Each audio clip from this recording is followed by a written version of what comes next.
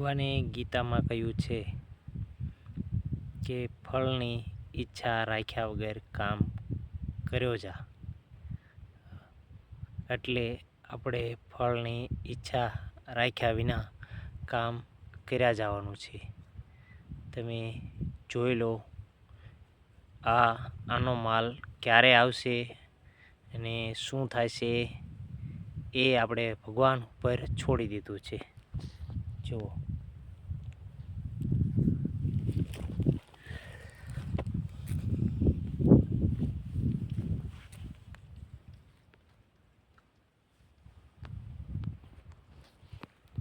દેખાય છે વાલા, આ છે જીરું. જીરુંમાં ભગવાનની ઉપર આપણે છોડી દીધું છે કે ફળની ઈચ્છા રાખ્યા વગર તું કામ કરતો જા, અવશ્ય તને તારું ફળ મળી રહેશે. જય જવાન, જય કિસાન.